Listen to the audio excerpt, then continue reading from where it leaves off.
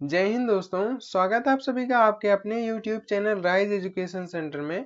आज के इस वीडियो में हम लोग प्रोनाउन टॉपिक को खत्म करने वाले हैं और इसके साथ साथ हम लोग जो है इसके काइंड्स यानी कि प्रकार को भी खत्म करेंगे कि प्रोनाउन कितने प्रकार के होते हैं। तो आज इसके बारे में आपको डिटेल से जानकारी प्राप्त होगी, तो वीडियो में बने रहिएगा। हम लोग चलिए वीडियो को स्टार्ट करते हैं। प्रोनाउन को हिंदी में जो है सर्वनाम कहा जाता है, ये डेफिनेटली आपको पता होगा, इतना ये बहुत नॉर्मल सी बात है ना। अब समझ लेते हैं प्रोनाउन की परिभाषा। तो प्रोनाउन की जो परिभाषा होती है वो होता है pronoun are those words which are used in place of noun. यानी कि कह रहा है कि प्रोनाउन आर मीन्स होते हैं, दोज वर्ड्स मीन्स वे शब्द, विच मीन्स जो कि, आर यूज्ड मीन्स प्रयोग होते हैं, इन प्लेस मीन्स स्थान पर, ऑफ अ नाउन मीन्स संज्ञा के। यानी कि सर्वनाम वे शब्द होते हैं जो संज्ञा के स्थान पर प्रयोग होते हैं। ठीक है, यानी कि आप अगर अपने तरीके से ऐसे भी कह सकते हैं कि प्रोनाउन ऐसा शब्द होता है जो संज्ञा को भगा देता है और उसके स्थान पर खुद आ जाता है। ठीक है, अभी यहाँ पे जब एक एग्जाम्पल लेंगे हम, तो हम आपको समझाते हैं कि कैसे जो प्रोनाउन है वो नाउन यानी कि संज्ञा को भगा देता है। ठीक है, अभी फिलहाल में हम लोग एग्जाम्पल समझ लेते हैं। एग्जाम्पल जैसे क्या है, he, she, it, I, we, you, they, him, her, them, आज, ETC यानी कि एक्सेट्रा एक्सेट्रा, आपको बहुत से ऐसे प्रोनाउन मिल जाएंगे। ठीक है, बात कर लेते हैं हम लोग उदाहरण की। जैसे हम लोग एक ही का उदाहरण लेते हैं, ही से उदाहरण बनाते हैं। जैसे हम कह दें कि he goes to school, school. ठीक है, और यही ऊपर हम कर देते हैं रवि गोज टू स्कूल। ठीक है, अभी ध्यान से देखिएगा, यहाँ पे जो कह रहा है कि रवि गोज टू स्कूल, यहाँ रवि क्या है? रवि एक नाउन यानी कि संज्ञा है। ठीक है, जबकि यहाँ ही क्या है? ही जो है ये है प्रोनाउन। प्रोनाउन यानी कि सर्वनाम, सर्वनाम। अब देखिए यहाँ पे जो है कह रहा था कि रवि गोज टू स्कूल, यानी कि रवि जो है वो स्कूल जाता है। ठीक है, और यहाँ कह रहा है ही गोज टू स्कूल, वह स्कूल जाता है। तो अभी देखिए रवि को हटाया है कौन? ही, और ही क्या है? प्रोनाउन है। तो हमने यही तो कहा है कि जो प्रोनाउन होता है वो नाउन को भगा देता है और खुद आके बैठ जाता है। रवि के स्थान पे ही आके बैठा है कि नहीं, और ही प्रोनाउन है कि नहीं, समझ गए कि नहीं समझ गए? तो जब संज्ञा के स्थान पे कोई चीज प्रयुक्त होता है तो वही जो है प्रोनाउन होता है। ठीक है, इसके बाद आगे ऐसे आप जो है इसका भी एग्जाम्पल, जितने भी यहाँ पे एग्जाम्पल में जो भी वर्ड्स लिए गए हैं, इन सभी से हम जो है सेंटेंस बना सकते हैं और सेंटेंस बनेंगे। ठीक है, आगे अब हम लोग बढ़ लेते हैं जो है काइंड्स ऑफ नाउन पे, यानी कि नाउन के प्रकार। हिंदी में काइंड्स ऑफ नाउन को कहा जाता है संज्ञा के प्रकार। ठीक है, तो संज्ञा के कितने प्रकार होते हैं? संज्ञा के 5 प्रकार होते हैं। There are 5 types of noun, यानी कि संज्ञा के जो है ये 5 प्रकार होते हैं। यहां हम लिख देते हैं संज्ञा के 5 प्रकार होते हैं। ठीक है, ब्रैकेट में हमने कर दिया। अब 5 प्रकार में हैं कौन कौन से, इसको हम लोग बारी बारी से एक एक करके देख लेते हैं। ठीक है, जैसे पहला यहां आपको दिख रहा होगा, पहला है पर्सनल प्रोनाउन। ठीक है, पर्सनल प्रोनाउन को हिंदी में कहा जाता है पुरुषवाचक सर्वनाम। ठीक है, अब देखिए इसकी परिभाषा क्या होती है।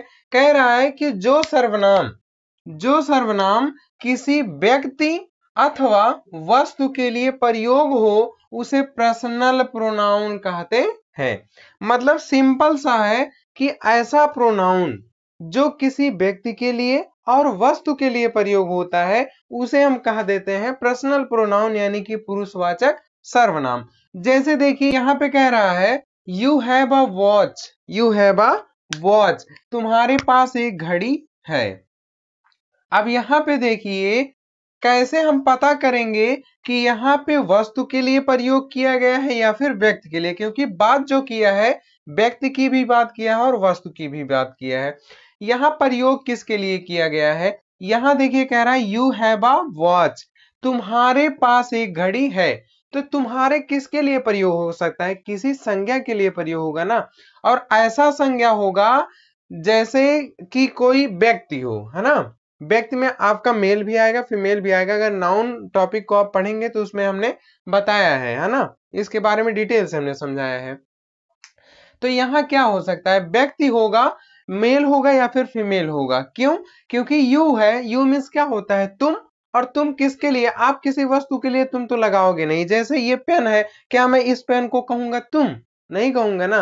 किसी व्यक्ति को, जैसे हो सकता है कोई लड़का हो तो उसको हम तुम कह सकते हैं, है ना, और या तो कोई लड़की हो या और कोई भी पर्सन होगा तो उसे आप तुम कह के या आप कह के बुलाते हैं, है ना। यू मीन्स आप भी होता है और तुम भी होता है ना।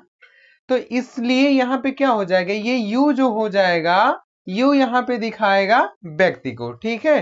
तो यहाँ जो है यू व्यक्ति को डिनोट करेगा, समझ में आया। बाकी इसके बाद दूसरे में देखिए कह रहा है it is a new pen, it is a new pen, यह एक नया कलम है। अब देखिए जैसे मैं कह दूं कि it is a new marker, है ना, यह एक नया मार्कर है, तो ये क्या है, यह एक वस्तु है, वस्तु है। क्यों वस्तु है, क्योंकि ये निर्जीव है। लेकिन हम यहाँ पे जो वस्तु नहीं लगा सकते हैं कि हाँ, क्योंकि यहाँ पे जो यू की बात कर रहा है, यू से ये हमको पता हो रहा है, यू मीन्स तुम होता है या आप होता है, और हम आप और तुम किसके लिए लगाते हैं, किसी सजीव के लिए, सजीव जैसे किसी व्यक्ति के लिए लगाते हैं, है ना। तो यहाँ पे देखिए ईट जो है, ईट किसके लिए लगा है, ईट जो है वस्तु के लिए लगा है। तो ईट किसको दिखाएगा, ईट जो है वस्तु को दिखाएगा, है ना, क्योंकि कलम जो है ये क्या है, एक वस्तु है, ठीक है। बाकी यहाँ पे यू जो है ये किसको दिखाएगा, यहाँ हम लिख देते हैं ये दिखाएगा व्यक्ति को, ये दिखाएगा व्यक्ति को, ठीक है। इसके आगे अब हम लोग बढ़ लेते हैं दूसरे पार्ट पर। दूसरा पार्ट क्या है प्रोनाउन का, प्रोनाउन का दूसरा पार्ट है डिमोन्स्ट्रेटिव प्रोनाउन, है ना। डिमोन्स्ट्रेटिव प्रोनाउन मीन्स होता है संकेतवाचक सर्वनाम, सर्वनाम। संकेतवाचक सर्वनाम क्या होता है, मतलब ऐसे सर्वनाम जो मतलब संकेत करते हो किसी चीज की तरफ, है ना। जैसे यहाँ देखिए क्या कह रहा है कि जो सर्वनाम किसी संज्ञा की ओर संकेत करते हो उन्हें डिमोन्स्ट्रेटिव प्रोनाउन कहते हैं। किसकी तरफ संकेत करेंगे, संज्ञा। और संज्ञा आपको हमने बहुत ही अच्छी तरीके से बताया था नाउन टॉपिक में कि किसी व्यक्ति वस्तु स्थान अथवा गुण भाव के नाम को संज्ञा कहते हैं, है ना। तो इसमें मतलब कोई भी वस्तु हो जिसका कोई भी नाम हो उसे संज्ञा कहते हैं, है ना।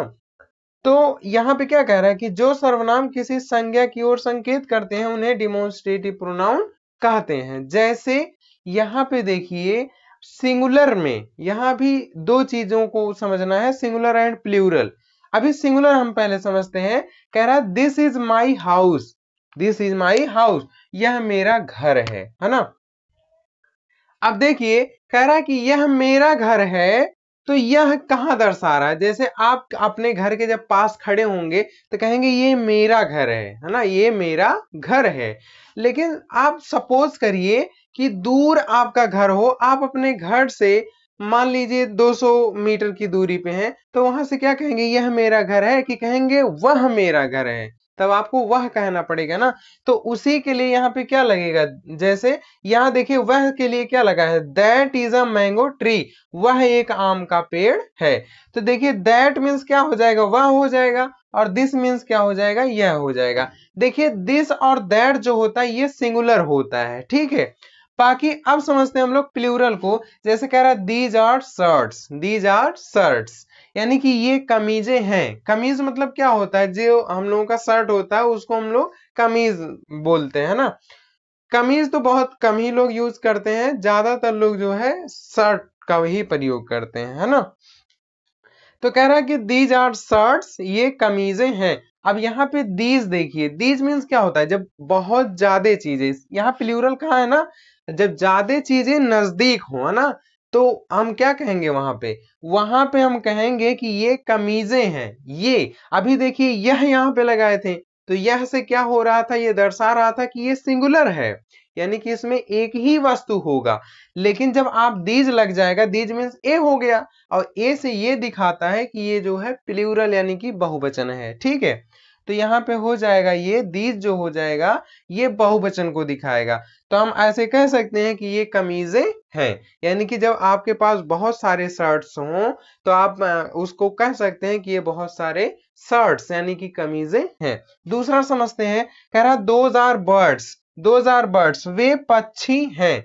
अब कहोगे सर जी पक्षी आप लिखे, पक्षियों नहीं लिखे हैं, है ना।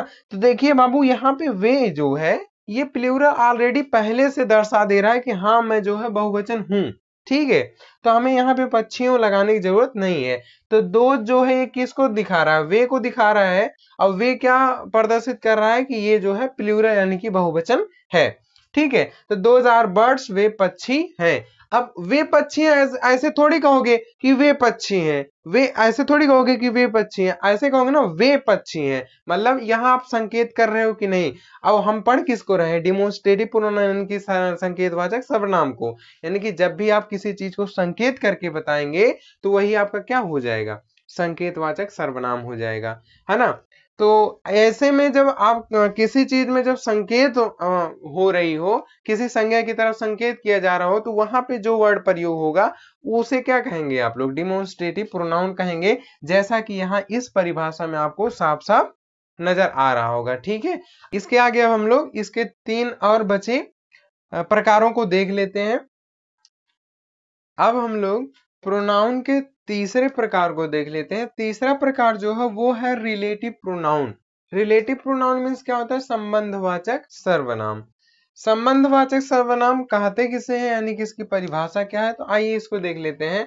कह रहा है कि जो सर्वनाम दो उपवाक्यों को जोड़ता है और अपने से पूर्व प्रयुक्त हुए नाउन का आगे के उपवाक्य से संबंध प्रकट करता है उसे रिलेटिव प्रोनाउन कहते हैं। यानी कि इसमें जो बात कर रहा है उपवाक्य की, इसको आप समझिए, अगर ये समझ गए तो आप समझिए पूरा डेफिनेशन समझ गए। अभी इसमें बात कर रहा है उपवाक्य की, है ना, कह रहा है कि जो सर्वनाम दो उपवाक्यों को जोड़ता है, यानी कि रिलेटिव प्रोनाउन में जो है दो उपवाक्य आएंगे ही आएंगे। ठीक है, अभी देखिए जैसे यहाँ पे हम लोग एग्जाम्पल की मदद से समझते हैं।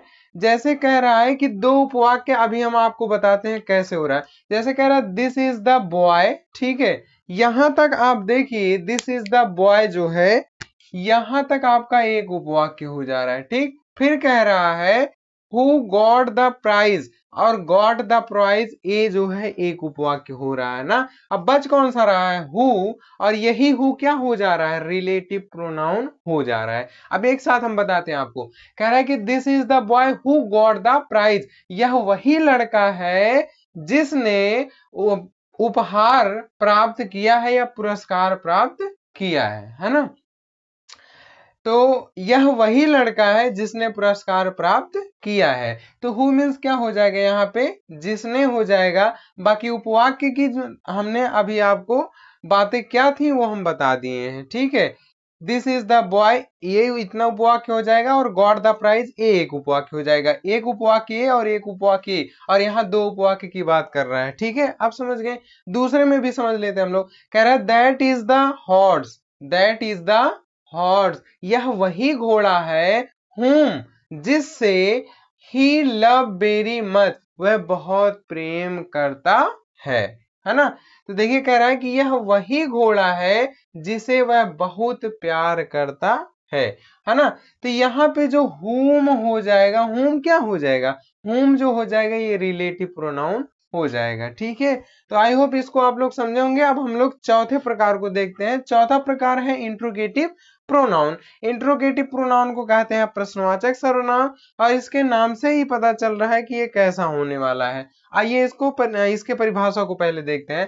कह रहा है कि जिन सर्वनामों से प्रश्नवाचक वाक्य बनते हैं, यानी कि ऐसे सर्वनाम जिनसे प्रश्नवाचक वाक्य बनेंगे उन्हीं को क्या कहते हैं, इंट्रोगेटिव प्रोनाउन कहते हैं। जिन सर्वनामों से प्रश्नवाचक वाक्य बनते हैं उन्हें इंट्रोगेटिव प्रोनाउन कहते हैं। जैसे कह रहा who is there, who is there, who means कौन, इज मीन्स है, देयर मीन्स वहां, वहां कौन है। अब देखिए हु क्या हो जा रहा है, ये यहाँ पे हो जा रहा है इंट्रोगेटिव प्रोनाउन। ठीक, फिर कह रहा है whom do you like, तुम्हें कौन अच्छा लगता है। अब देखिए यहाँ पे whom क्या हो जा रहा है, ये हो जा रहा है इंट्रोगेटिव प्रोनाउन। अच्छा कहेंगे सर जी who यहाँ भी आया है, whom यहाँ भी आया है, who यहाँ भी आया है, whom यहाँ भी आया है, तो रिलेटिव प्रोनाउन में भी आप जो है प्रश्नवाचक शब्द का प्रयोग किए हैं और इंट्रोगेटिव प्रोनाउन में भी किए हैं। तो बाबू आप ये समझिए यहाँ पे जो आएगा ये दो उपवाक्यों के बीच में आएगा, ठीक है, और यहाँ पे जो आएगा ये आएगा आपका वाक्य के पहले आएगा, है ना। आप यहाँ पे देखिए दोनों में वाक्य के पहले आया है कि नहीं, इस वाक्य में देखिए यहाँ पे पहले आया है, इस वाक्य में भी यहाँ पहले आया है, जबकि इसमें अब जब आप देखेंगे तो एक उपवाक्य जब पूरा हुआ है तब जो है आपका ये हु आया है, ठीक है। और यहाँ हु का मतलब जो है जो हो जा रहा है या जिसने हो जा रहा है, जबकि यहाँ हु का मतलब कौन हो जा रहा है, ठीक है, समझ गए ना। अब इसके आगे हम लोग बढ़ते हैं पांचवें प्रकार में। पांचवा प्रकार जो है ये है रिफ्लेक्सिव प्रोनाउन, है ना। रिफ्लेक्सिव प्रोनाउन किसे कहते हैं, जिन शब्दों में, कह रहा है कि जिन शब्दों में सेल्फ या सेल्व्स, है ना, सेल्फ मीन्स स्वयं होता है, ये सिंगुलर है, और सेल्व्स मीन्स भी होता है स्वयं, लेकिन ये क्या है, ये प्लूरल है, ठीक है। तो कह रहा है कि जिन शब्दों में सेल्फ या सेल्व्स लगा होता है उसे रिफ्लेक्सिव प्रोनाउन कहते हैं। यानी कि आपको किसी भी शब्द में अगर सेल्फ और सेल्व्स दिखाई दे तो तुरंत आप जान जाइए वो रिफ्लेक्सिव प्रोनाउन है, ठीक है। जैसे कह रहा है कि the boy hurt himself, the boy hurt himself, लड़के ने अपने आप को चोटिल कर लिया। हिमसेल्फ मीन्स क्या हो जाएगा, अपने आप को या स्वयं को, ठीक है। तो हम ऐसा भी कह सकते हैं लड़के ने स्वयं को चोटिल कर दिया। अगर आप इतना काटना चाहते हैं कि हम दो शब्द ना लिखे एक ही शब्द लिखें, तो आप यहाँ क्या कर सकते हैं, लड़के ने स्वयं को चोटिल कर लिया, है ना, यानी कि लड़के ने अपने आप को क्या कर लिया, चोटिल कर लिया है, ठीक है। तो यहाँ पे ये जो हिमसेल्फ है ये क्या हो जाएगा, ये हो जाएगा आपका रिफ्लेक्सिव प्रोनाउन। क्यों, क्योंकि यहाँ आप ध्यान से देखिए तो यहाँ पे जो है हिम के बाद क्या लगा है, यहाँ देखिए हिम के बाद सेल्फ लगा है, और यहाँ कहा है कि जिन शब्दों में सेल्फ या सेल्फ लगा होता है उसे रिफ्लेक्सिव प्रोनाउन कहते हैं, ठीक है। दूसरा समझते हैं, कह रहा I said to myself, मैंने अपने मन में कहा। अब देखिए यहाँ पे जो है माई सेल्फ, यहाँ देखिए सेल्फ लगा है कि नहीं लगा है ना, तो यहाँ क्या हो जाएगा, ये भी जो हो जाएगा ये हो जाएगा रिफ्लेक्सिव प्रोनाउन, ठीक है। आगे कुछ है हम लोग रिफ्लेक्सिव प्रोनाउन को यहाँ पे देख लेते हैं जो कि सिंगुलर और प्लूरल रूप में है। जैसे सिंगुलर रूप में आपको माई सेल्फ मिल जाएगा, हिम सेल्फ मिल जाएगा, हर सेल्फ मिल जाएगा, इट सेल्फ मिल जाएगा, इसके अलावा भी आपको मिल जाएंगे। जबकि प्लूरल यानी कि बहुवचन में ourself, yourself, themself, ये तीन होते हैं जो ज्यादा यूज किए जाते हैं। बाकी और भी आपको एक दो या इसके अलावा और भी मिल सकते हैं, ठीक है। तो आई होप आपको ये प्रोनाउन टॉपिक पूरा अच्छे से समझ में आया होगा। मिलते हैं किसी नेक्स्ट वीडियो में। जय हिंद।